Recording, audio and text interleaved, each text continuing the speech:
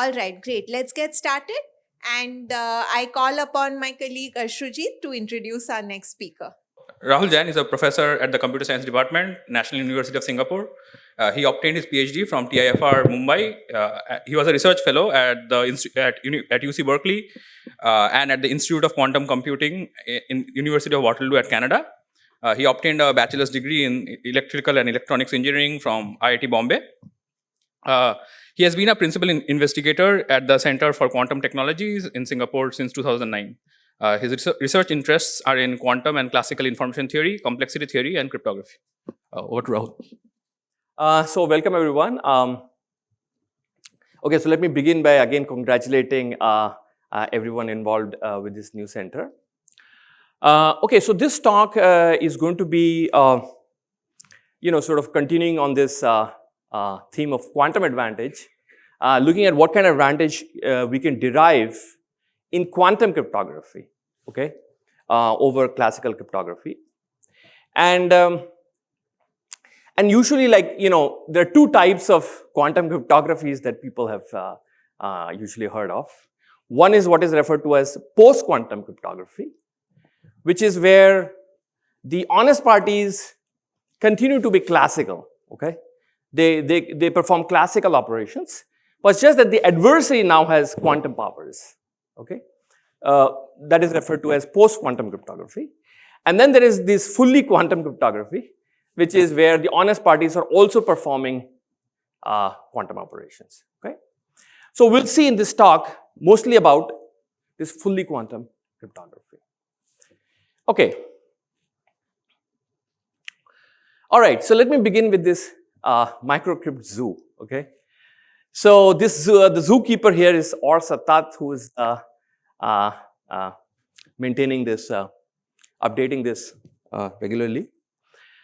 What is this? So you guys can't see any of the primitives here so well, right? Okay, what are these? Look at the top of this graph. The top of the graph are one-way functions, okay? One-way functions, so here these are quantum secure one-way functions, okay? So these are the functions which are easy to compute but hard to invert even for quantum adversaries, okay? Now all these other primitives are derived from one-way functions, okay? All the way down till here. So the black arrows represent reductions, okay? That means this primitive can be derived from this primitive. And the red arrows represent black box separations, okay? That means it's hard to derive this primitive from this primitive unless the reduction, I mean, you can't do it using black box reduction, okay? So therefore, now in all these primitives, one can see that there are basically quantum analogs of our usual familiar primitives, like pseudorandom generators, pseudorandom functions, and so on and so forth, okay? So for example, this PRS can be thought of as a quantum analog of pseudorandom generator. There are these PRFS written here, which are basically quantum analogs of pseudorandom functions, okay? And you can see that there is a red arrow here, for example, between PRS and OWF, okay? What does this mean? So there are oracle worlds where P is equal to NP, okay? So of course then one-way functions can't exist, but PRS can still exist, okay? So therefore, this entire stuff is referred to as the microcrypt, okay? Why? Because of course we know that in these 5 worlds, in Pagliazzo's 5 worlds, everything which is equivalent to one-way functions is referred to as the minicrypt, right? And pseudorandom generators, pseudorandom functions, etc. are in minicrypt, right? But here, the quantum analogs seem to be separated, right? So there are worlds where these objects can exist, but these objects will not exist, right? So therefore, this is referred to as the microcrypt, okay? But now the question is, so this is often sometimes also referred to as quantum cryptography without one-way functions. Okay. So the question is, what is it that we can still do with these objects? Okay, which are potentially weaker than one-way functions, but can you still get interesting cryptography out of them? For example, can you get commitments from them, right? Can you get oblivious transfer? Can you get multi-party computation, secure multi-party computation, and so on, okay? So it is indeed true that, look, this is the top of the graph, this is the bottom of the graph. At the bottom of the graph, we have QMPC, okay? So you can have multi-party computation, including commitments and oblivious transfer, right at the bottom, okay? And there are a whole lot of separations. I mean, for ease it is referred to as microcrypt, but this is like even nanocrypt and whatnot crypt, right? Because there are a whole lot of separations going on.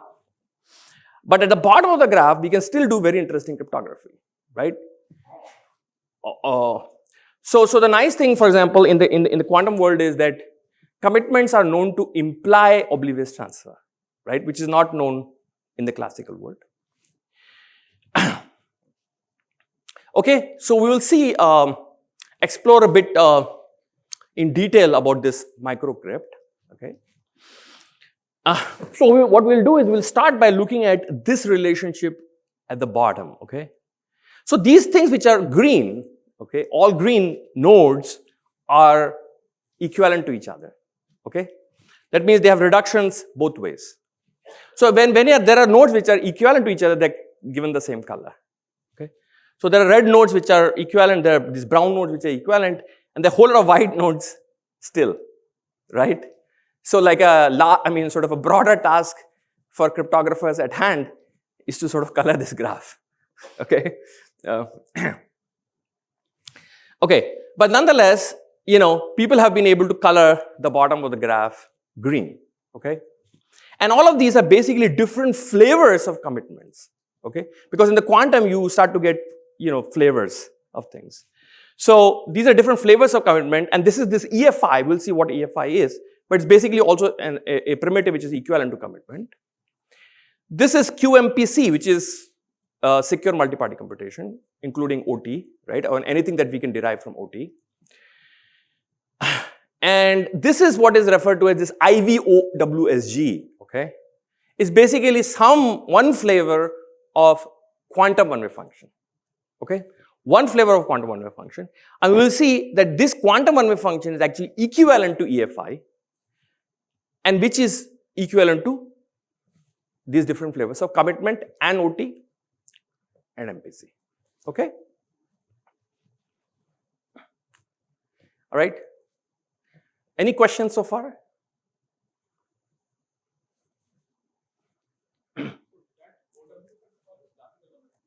These are classical one-way functions but quantum secure.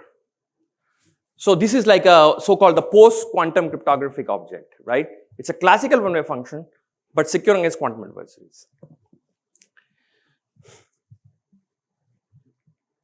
Okay. So this is what we're going to look at, basically this equivalent between commitments and one-way functions. All right, so commitments, of course, most of us are aware. These are fundamental cryptographic primitive. Here we have two parties, a sender and a receiver. A sender is trying to commit a message, let's say a bit, to the receiver. So there are two phases. One is a commit phase and there's a reveal phase. In the commit phase, the sender commits the bit to the receiver, and there's a reveal phase in which the sender reveals the bit to the receiver, okay? And we want two properties, hiding and binding. Hiding means in the commit phase, the receiver should have no idea about what the committed bit is, and binding is that in the reveal phase, the sender should not be able to change the bit that is committed, right? So this is bit commitment. Okay, one-way functions. What are one-way functions? One-way functions are functions which are efficiently computable in the forward direction, however hard to invert by probabilistic polynomial time, PPT. We often allow non-uniform PPT adversaries. Hard to invert, And these are known to be equivalent to commitment, pseudorandom generators, pseudorandom functions, MAC, and so on and so forth, right? So this is the microcrypt primitive. Quantum secure one-way functions, same as this, except that the adversary is now allowed to be a quantum polynomial time, QPT. Instead of PPT, we upgrade the adversary to QPT. Okay. Now let's look at what are these genuinely quantum one-way functions. Okay, not post-quantum one-way, genuinely quantum. What are these? So here, so in our function, there was x and then f of x, right? X was a string, f of x was also a string. But here, now x is a string, but f of x is now a quantum state. Okay, quantum state. So we have a key generation algorithm which generates this x, which is supposed to be the input of f of x. And then there is a generation algorithm which computes f of x. But this f of x now is a quantum state, phi x. Okay. Now this could be a pure quantum state or it could be a mixed quantum state. Okay. Then there is, okay, so now in the classical case, the fact that the adversary has inverted successfully was something which was sort of tested in a canonical fashion, right? Which was that adversary will return an x prime and then we will check if f of x prime is the same as f of x, right? That will be designated as a success for adversary. But in the quantum case, it is not super clear that you can't check equality of quantum states, right? So it is not super clear if you can just have a canonical, sort of verification procedure of that kind. So therefore, with the definition of the one-way function itself, comes this verifier. What it does is, it takes this x prime that the adversary returns and some theta and just outputs accept or reject. Okay, just output accept or reject. Okay, so there is this verifier. We have to sort of give this verifier also as part of the definition of our function. Okay. Now, one thing to note is that we need this key generation algorithm to be a algorithm. We need algorithm. This is coming and going, my thing. Yeah.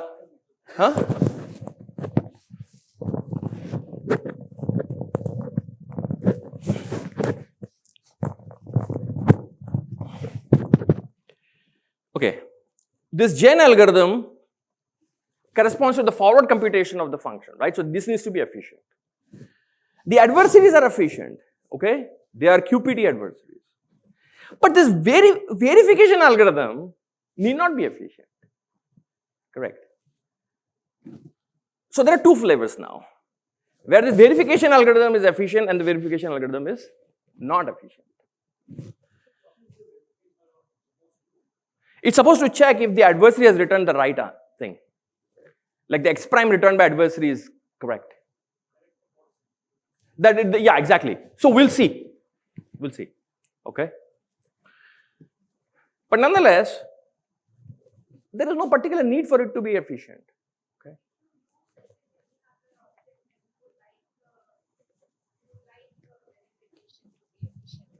Indeed. There could be like, certain other primitives where you would want to use this and then you would want it to be. It is possible. So therefore, there are two flavors of it. One is the regular OWSG where this is efficient and the other is where this is not necessarily efficient. Okay. So this theta is same as phi x? No, that's what I did. Theta could be anything. Okay. So correctness, what is the correctness that we want? We want that if x is generated by this proper key gen algorithm and then phi x is generated by this proper gen algorithm, then the verifier must accept x and phi x. Okay? It must accept, the probability should be close to 1. Okay. So that is what the verifier is supposed to do. We need such a verifier. Okay? Now, the security. If x is generated properly, phi(x) is generated properly, and now m copies of phi(x) are given to the adversary. So this is again where the quantum deviates from the classical. In the classical case, we just give f of x to the adversary, right? And if adversary needs like 100 copies of f of x, adversary can generate itself. But here, adversary may not be able to generate those 100 copies itself. So we will have to provide these m copies to the adversary. Okay. So therefore, when we talk about m copy security, we provide these m copies to the adversary. So the adversary then spits out this x prime, and then the verifier is supposed to take this x prime and one additional copy of phi(x). Okay. One additional copy of phi(x). M copies we have already given to the adversary, they are gone. Adversary has used it, right? So we take one more additional copy, give it to the verifier, and then the verifier is supposed to reject. Okay. So the probability that the verifier accepts should be negligible. Correct? This must be happen for every QPT A.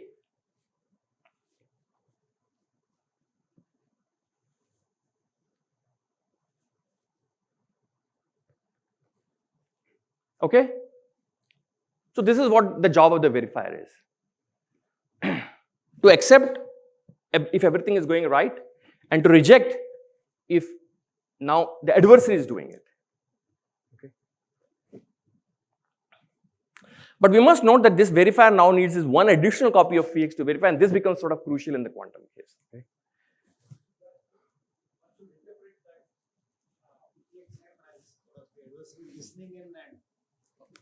Should one interpret that as the adversary listening in and getting multiple sort of copies of this, yes, and he should still not be able to generate back the X prime. the X prime? Correct. Okay. Yes, yes. The adversary is getting these m copies, m IID copies. So this phi(x) tensor that means IID sort of copy, and then it's supposed to still not be able to sort of invert f in that sense.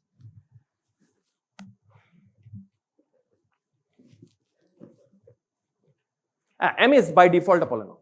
Okay, but the important thing is that we will also vary this m now, because this different m's will give us different flavors of. So there are multiple things. One is that if phi(x) is quantum if phi(x) is pure state or mixed state, that gives us two flavors. If the verifier is efficient or not, that gives us two flavors, and different m's gives us different flavors.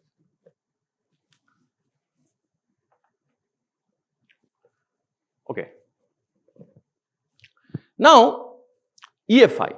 This EFI object is basically, so E stands for efficiently sampleable, F stands for statistically far, and I stands for computationally indistinguishable pair of quantum states. Okay, EFI, efficient, far, indistinguishable. So what do we want? We want that these objects, so B is a bit, okay, so given B being 0 or 1, one should be able to efficiently generate this rho 0 and rho 1. I'm just tagging it with lambda because, because it's, formally it's an ensemble of states, so it's tagged with lambda. So what we want is that rho 0 is basically indistinguishable from rho 1, computationally. Okay? Computationally, they should be indistinguishable. However, statistically, they are far. Okay? So information theoretically, they are far. And such a pair of states or ensemble of pairs of states is referred to as EFI. They should be efficiently generatable also. So efficient, far, and indistinguishable. Okay, now this EFI are known to be equivalent to commitments. Okay. In fact, there was a similar object defined in the classical case as well by Oded Goldreich called EFID. And it was for distributions. So the quantum people pulled it for quantum states. But again, he also showed that those objects are equivalent to commitments. So here also they are equivalent to commitments. Okay. So basically, what we have is that we have these one-way functions, which are quantum secure one-way functions. They imply pure quantum one-way function, right? Because f of x is a string, and every string is also a pure quantum state. So therefore, they imply pure OWSG, which imply mixed OWSG, which imply SV OWSG, right? Because now we relax the thing that the verifier is efficient. Now this pure OWSG, so Khurana and Thomer have shown that pure OWSG actually imply EFI, okay? And therefore we get commitments from that. And from commitments, in the quantum case, we can get oblivious transfer, and which then implies secure multi-party computation.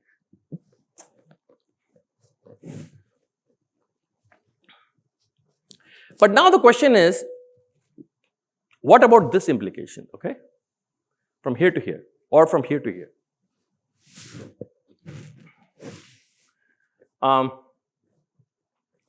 So that's what we actually show, which is that, okay, so we have the same thing as before, right? OWF implies pure OWF. Now there is a separation here already, huh? So there are oracle worlds where these objects exist, but they don't exist. Then they imply OWSG, and OWSG imply SCOW, and there is a separation shown between these two. Okay? So therefore, these are potentially weaker than these. Now these are shown to be equivalent. So this by default is polycopy security. Okay? M is poly here. But what we show is that they're actually equivalent to n over log n, order n over log n copy secure SVS OWSG. Okay. And these are equivalent to EFIs. Okay. And now what happens? So now the natural question is, okay, these are equivalent to order n over log n copy. What happens for smaller than that? So what about small o of n over log n? Now the point is, see, here of course, so pure OWSG and SV pure OWSG are actually can be shown to be equivalent, okay? Why? Because in the pure state case, via the swap test, you can actually sort of create this canonical efficient verifier, okay? So in the pure state case, there is this nice thing called swap test, which helps to, in some sense, to check equality, right? Because we wanted to check if f of x equal to f of x prime, right? So that kind of equality can be checked in the quantum case for pure states, okay? So therefore, these two objects are the same. And of course, they imply this small o of n over log n copy, because by default, this is polycopy. But now what the thing is this. These objects here are known to exist unconditionally. Okay? The small o of n over log n copy, pure OWSG, they just exist. Okay? They just exist. So therefore, they cannot imply EFI unless EFI also exists unconditionally, right? Unless we get commitment unconditionally and OT, everything unconditionally. This is not likely to happen. Therefore, we have the sharp boundary at n over log n, right? O of n over log n copy are equivalent to EFI. Small o of n over log n are unlikely to be equivalent.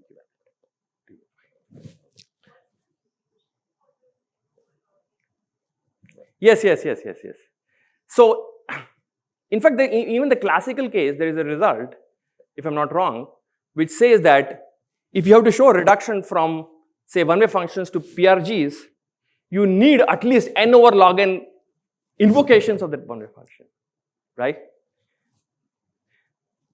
In fact, in our proof, sort of the way it arises is that you have these order log n bit output hardcore functions, right?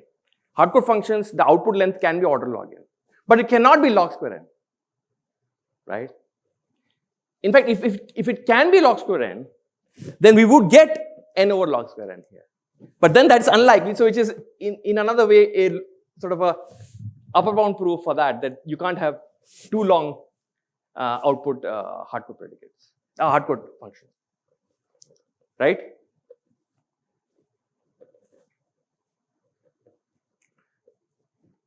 So this log n basically comes from the length of the maximum length that we can sort of derive from hardcore functions.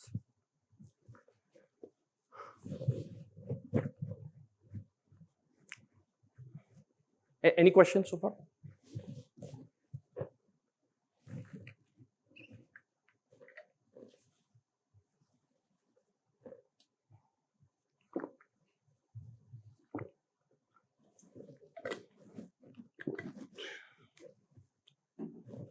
Okay. So, so this is the picture that we have at this point. Okay. Okay. Let me try to give you a bit of a idea about the proof. Okay, about the construction and the proof. So before that, let's first recall the construction of PRGs, the pseudo-random generators from one-way functions, okay, because our result is of that type. Okay, although it doesn't go to exactly the right quantum equivalent of PRGs, falls a bit short, but nonetheless, it goes along those lines.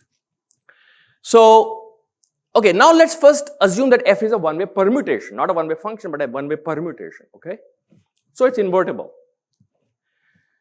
Then let G be a hardcore function of output length order log n. Okay, so for every such one-way function and one-way permutation, we know that there exists a hardcore function of output log n.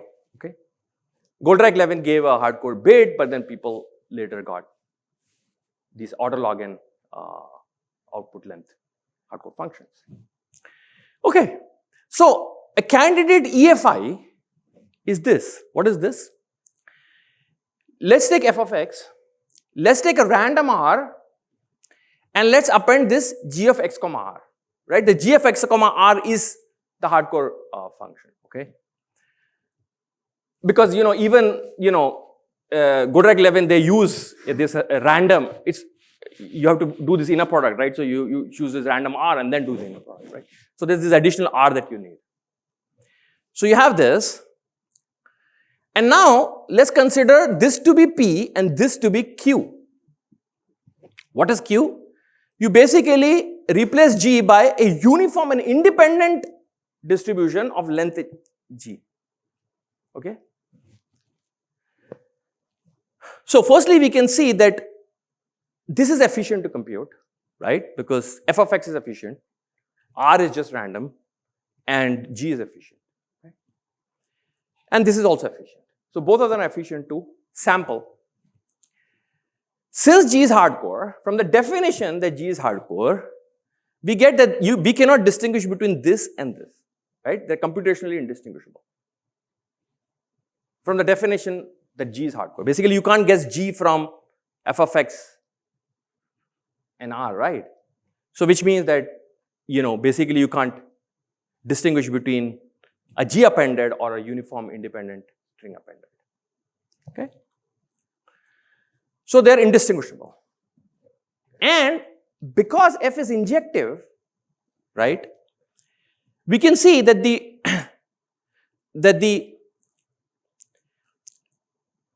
once you condition on f of x and r, you've completely killed the entropy in G, right? Because once you condition on f of x and r, you've completely killed x and r, right?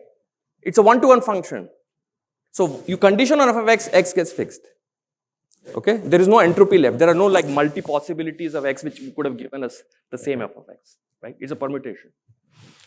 So therefore, on fixing f of x and r, x is fixed, r is fixed, and hence g of x r is fixed. Okay? G is a function. So therefore, this is completely correlated with f of x and r. Whereas here it's independent. So the entropy here is much larger than the entropy here. So therefore, they are statistically far. Okay?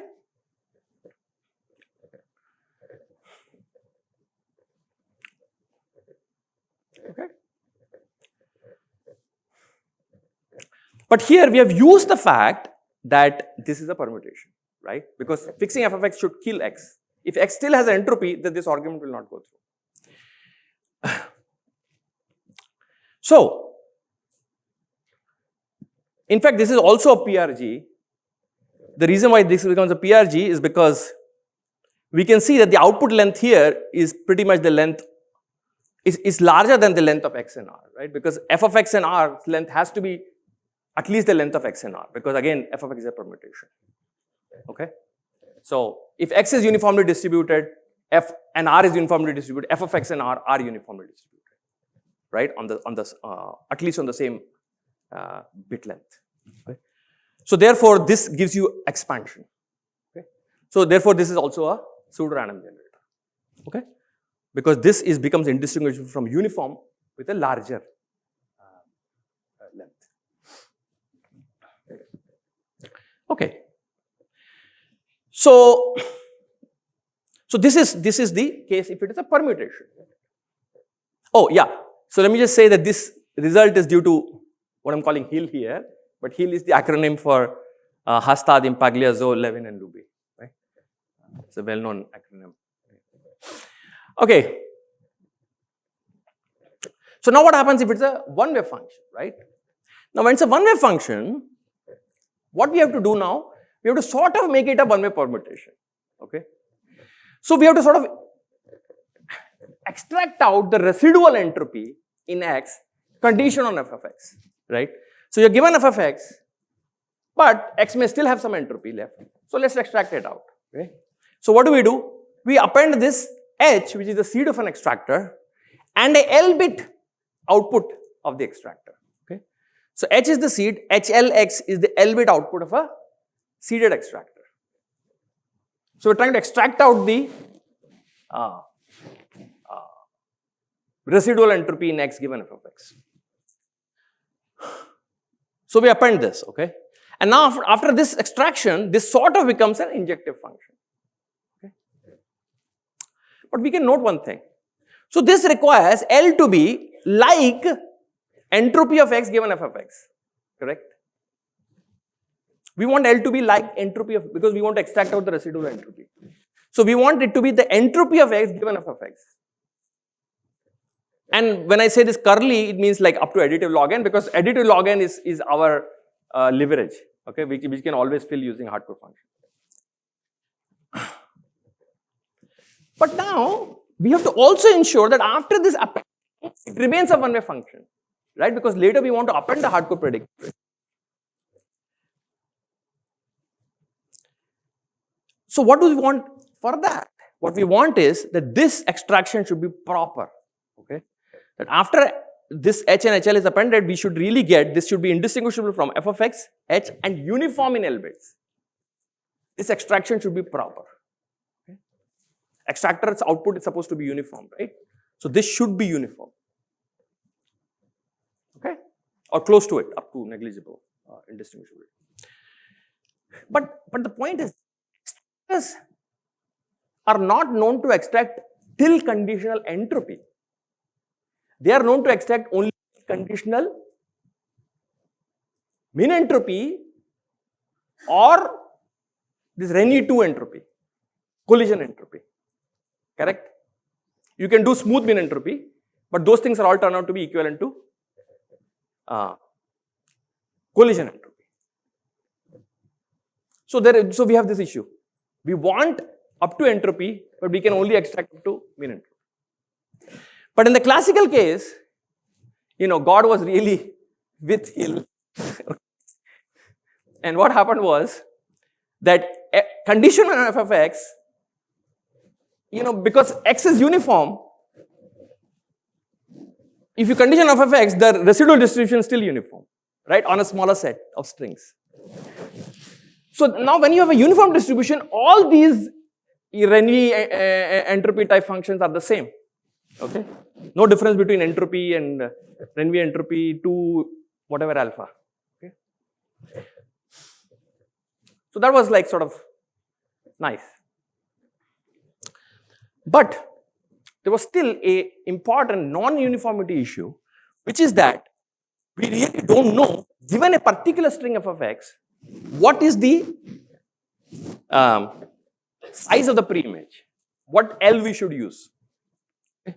Because this L should depend upon sort of the size of the pre-image, right? Because that's what we want to extract out.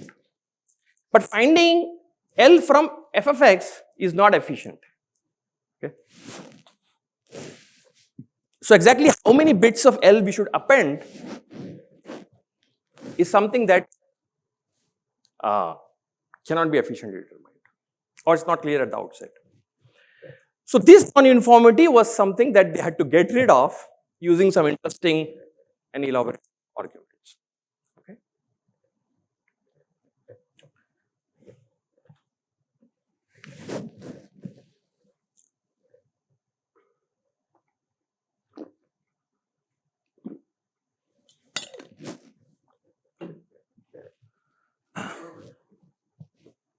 Any questions? Okay. Now, so therefore, we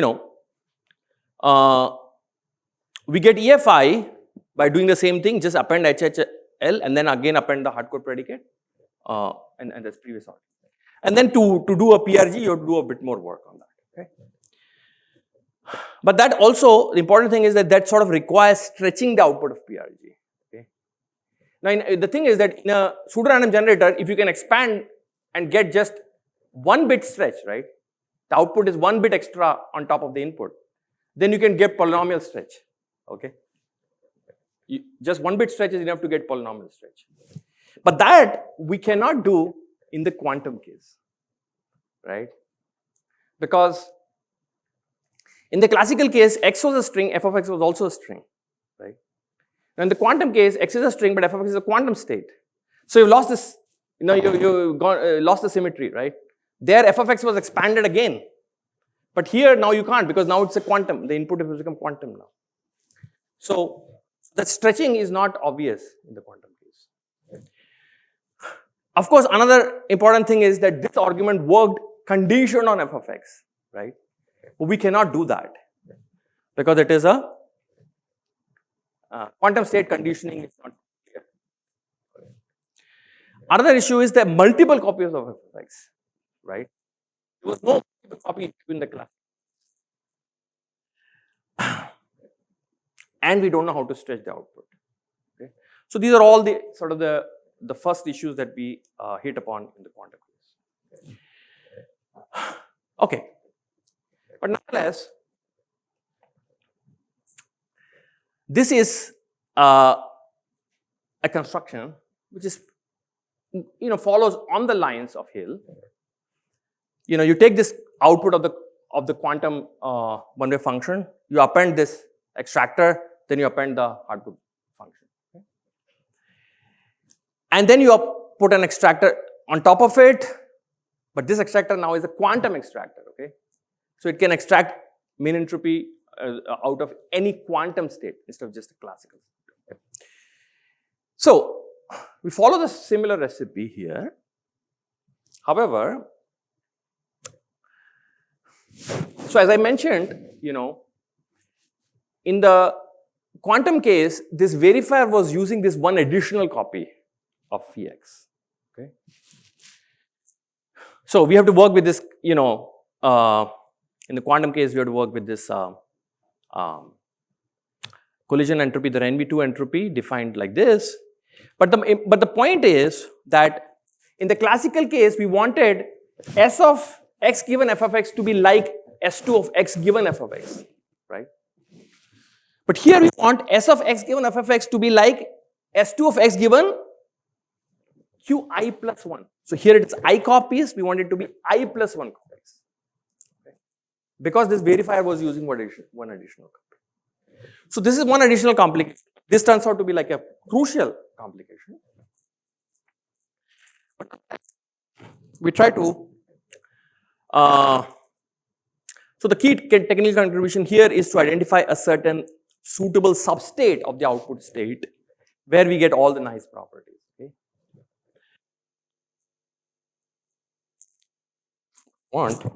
Which is S2 of this Qi. And first I star. And this I star identification already brings in that n over log n. I mean, I don't have time to get into technical details, but this is where the n over log n already comes in. And then this is where, we have to work with a subset. It is basically like a subdistribution, the analog of a subdistribution. And we want for this, we want S2 of x given qi star plus 1 to be like S of qi star.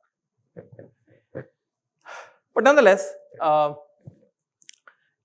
using all that, we are able to obtain, again, n over log n copy the OWSG are equivalent to EFI, which are equivalent to quantum commitments. And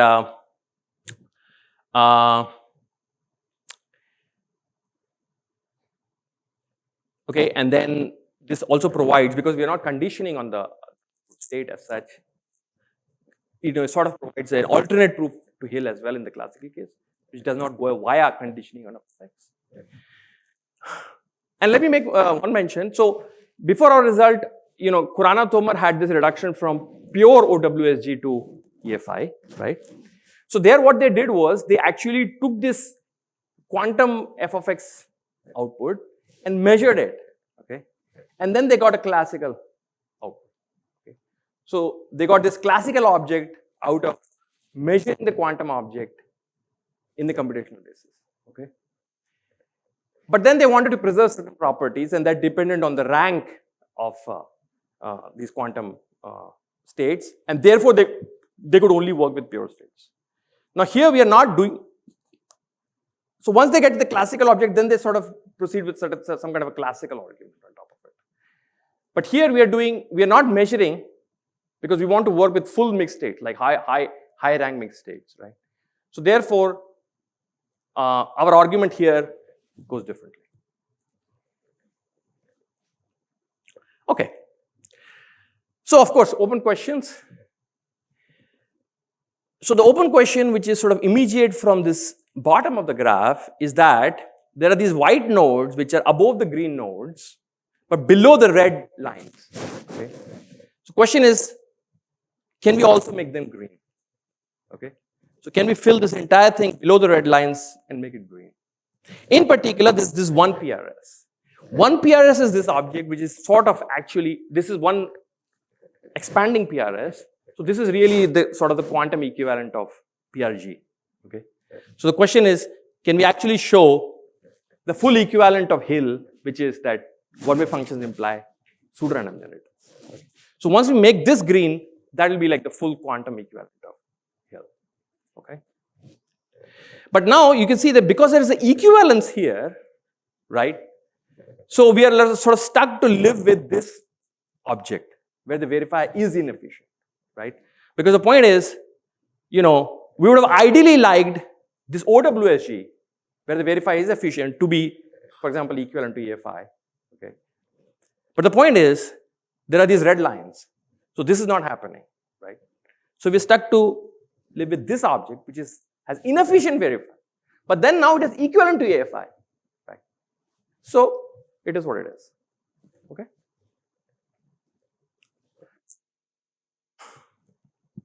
Okay.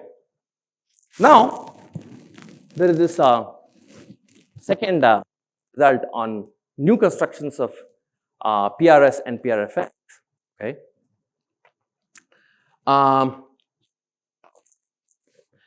This is, so as I said, this PRS and PRFS are quantum analogs of pseudorandom generators, PRGs and pseudorandom functions, okay? Where f of x is a quantum state, okay? Now, the thing is that, okay, so let's just briefly call what are PRGs,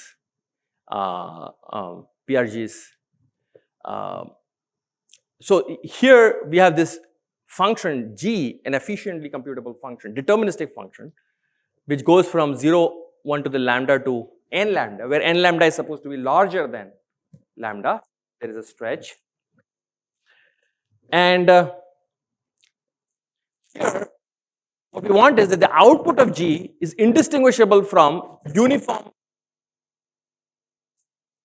This is the uniform in n lambda bits.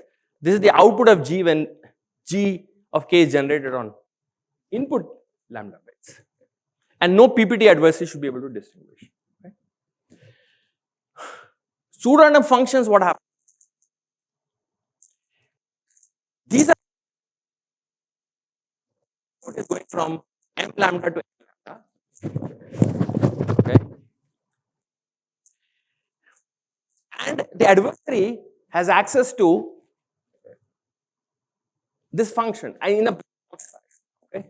Adversary can provide input to this and obtain outputs from this. Okay? Access to this function in a black box fashion.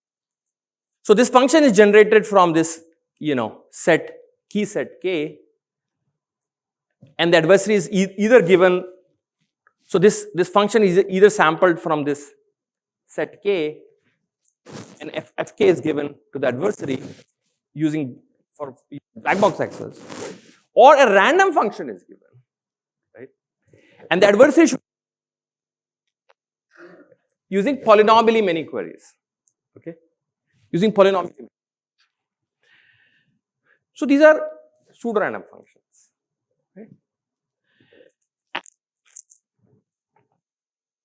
Quantum secure case, quantum secure pseudo-random function, what we have is now given superposition access to this function, correct? So that means it can query this function, this black box, the thing that Jaykumar talked about, right? The superposition access to the database, correct? So the adversary is actually given access to this UF, which is this computation of this f of x in a quantum manner, right? So x, y go to x, y parity f of x. And adversary can use this u with superposition access, okay? Adversary can have some ancilla qubits at his end, have an entangled state, feed in this entangled state inside this unitary and get the output, okay? Okay?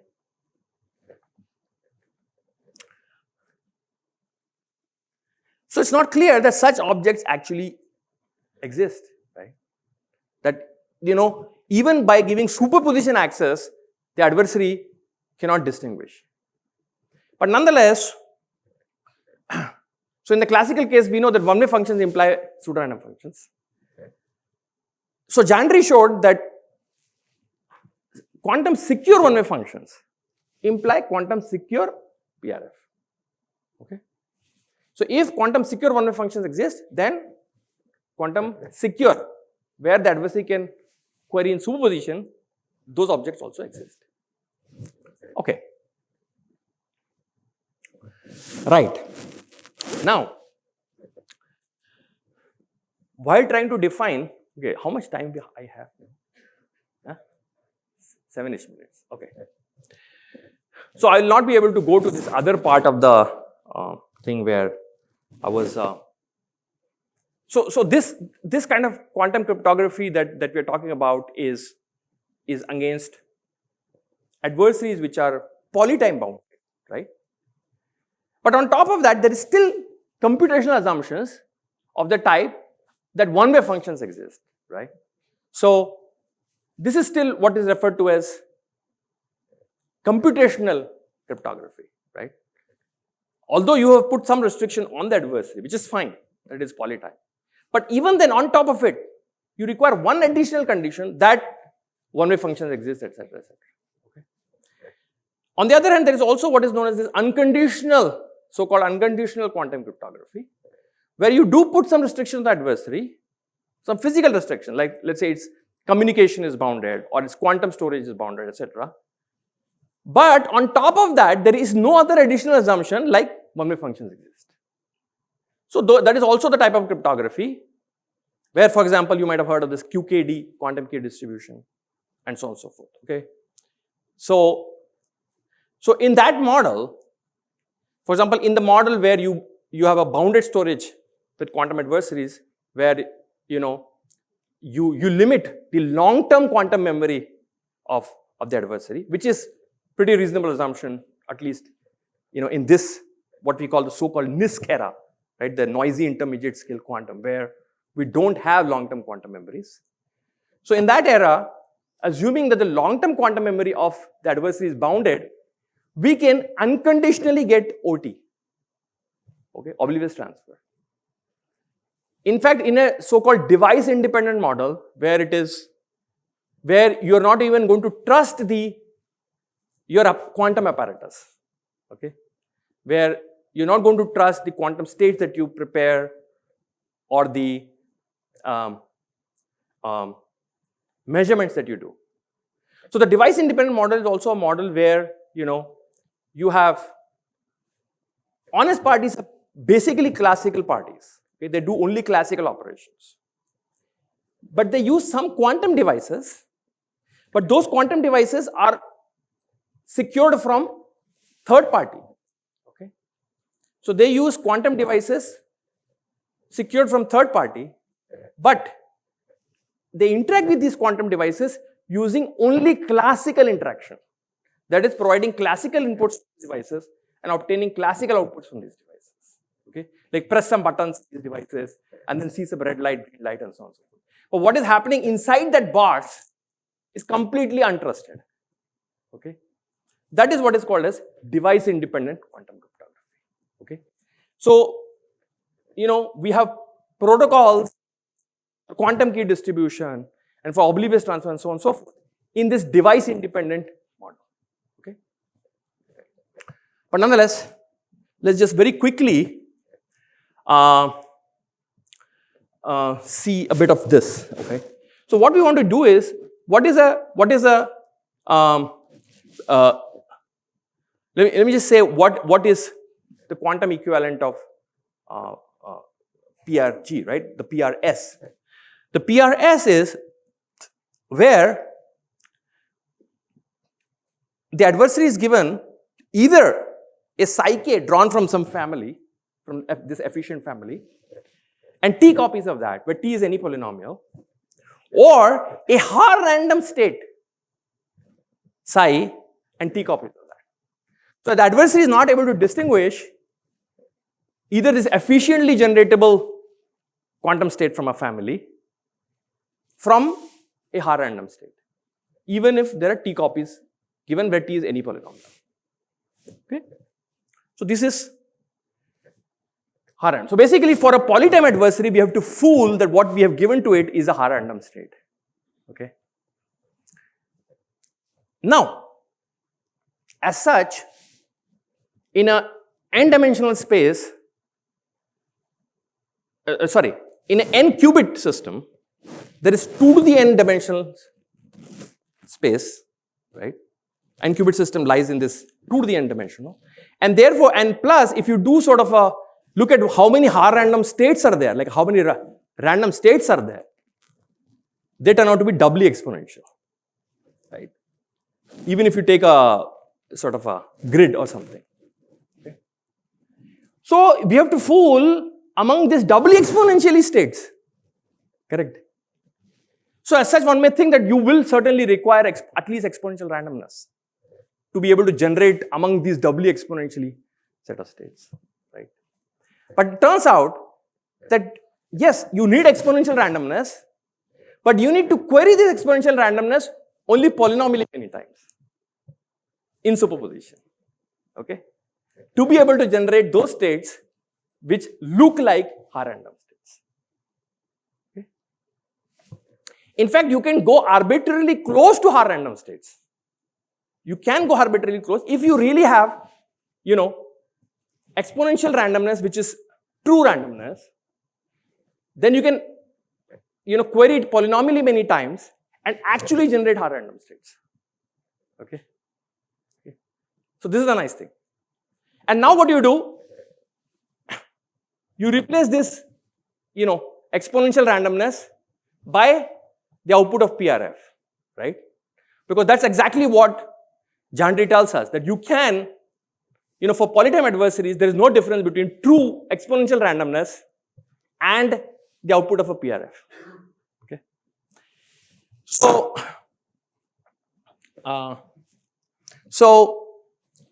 that's what happens. So let me just say that before our construction, there were constructions known, but they were not scalable in the sense that, let me just say these properties that we need.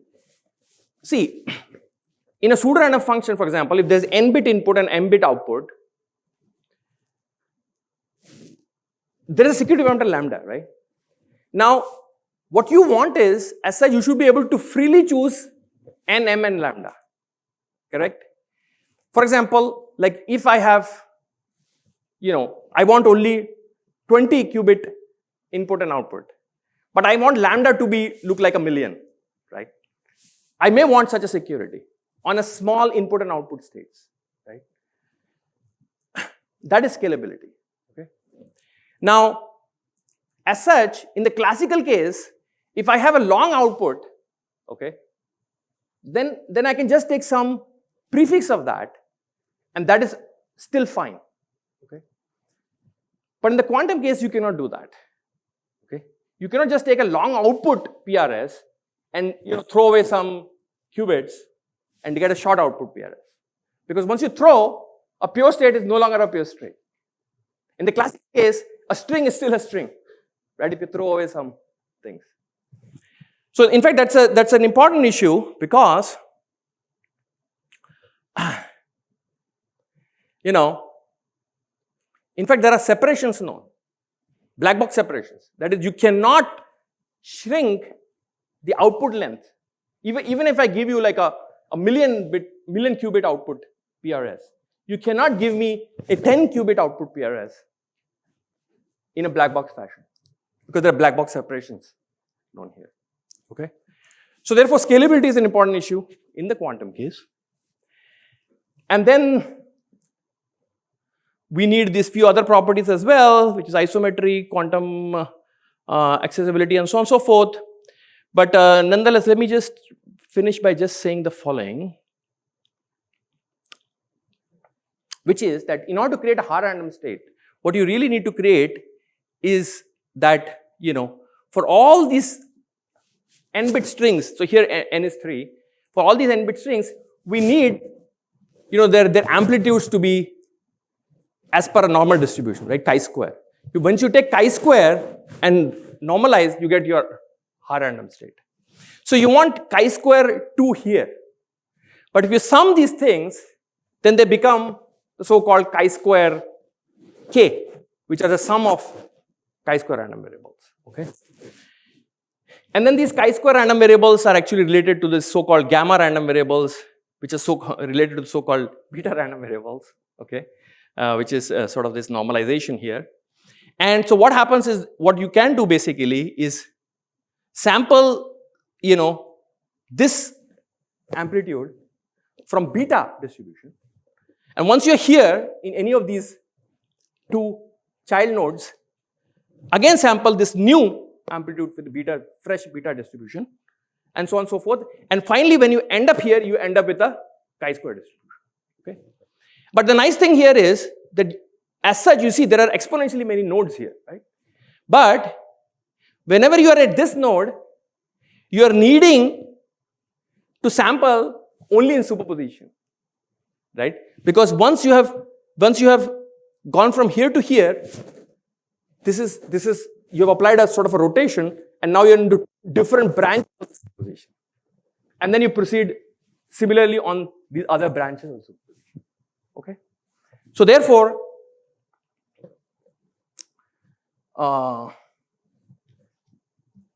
you can think of it as a quantum analog of like a randomized algorithm, which is tossing coins and then doing only polynomial eliminating access to the randomness in the sky.